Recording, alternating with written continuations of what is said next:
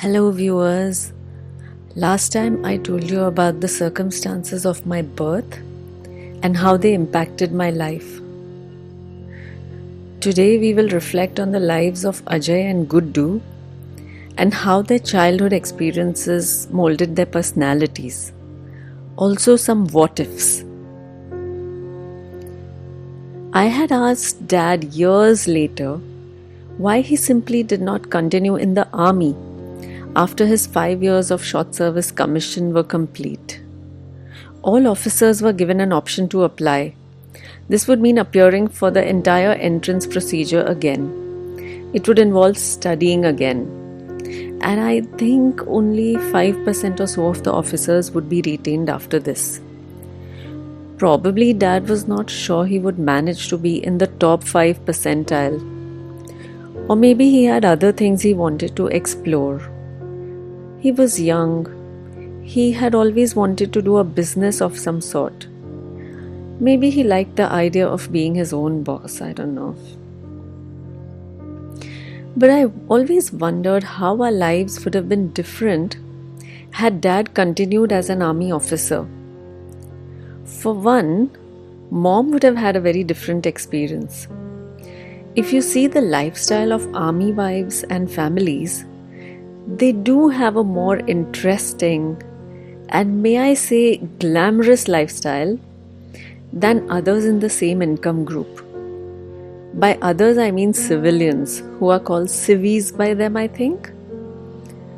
From time to time, I get a glimpse into the army lifestyle. Like when we went to the club for some special occasions, and also when we shopped in the army canteen that was basically a supermarket, which existed before supermarkets were a thing in India. I loved doing those things. The prime locations, the ambience, the dance floors, the entire feel of their lifestyle felt so amazing. Mom seemed to have this dual persona, wherein on the one hand she behaved like a typical, super conservative villager, where she thought less of herself than others. She also remembered that she could not appear for her 10th standard exams and was not even a matriculate. She never got over her lack of fluency in English, in spite of the fact that she was and is more fluent than most techies who come from small towns and fly confidently to the US. On the other hand, she was dynamic and confident and very assertive, bossy even. Many a time people asked her if she was a school teacher due to this demeanor. She oscillated between these two personas, which were very confusing for us kids. And if you remember her childhood traumas, this made her a blubbering nervous wreck sometimes. So she was a combination of someone who was prone to panic attacks, had plenty of phobias, desperately sought consolation and approval, and was also very controlling and aggressive. She could hit us quite mercilessly. That was something I had sworn as a kid never to do to any kid who happened to be in my care. This duality is something that exists in me too. On the one hand, I can be assertive and confident, and on the other hand, my low self-esteem makes me question every decision. I don't give myself credit for my abilities and attribute successes to fluke chances. I don't accept compliments graciously. I mumble something that belittles my accomplishment. I allow people to walk all over me. I wonder how Dad would have been different if he had continued in the army. Starting life in a conservative farmer family, he was able to propel himself out of their limited worldview. Dad remembers being scared guarding the fields at night at a very young age. So farmers had no control over what time the water distribution would be scheduled for them. And the farmer had to be present in their fields at the scheduled time to avoid others stealing their water. So sometimes he had to do the rakhi of their fields at night, Whilst mom's family had budget constraints due to my Nana ji being already retired by the time he started a family and due to losing all ancestral wealth and land, my dad's family faced a different challenge.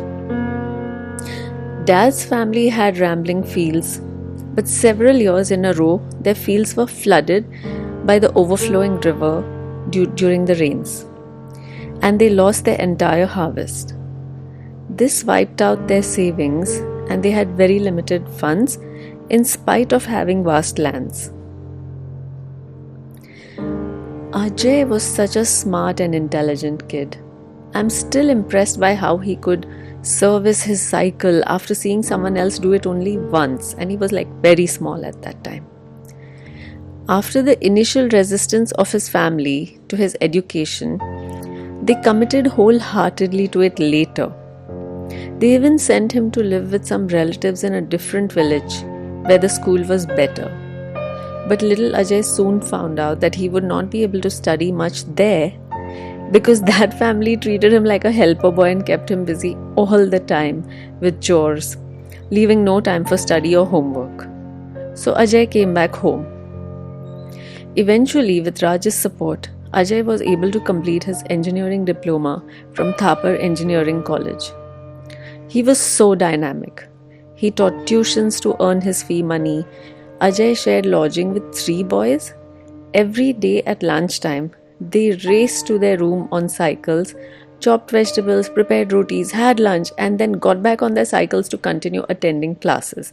And this was all like a half an hour break.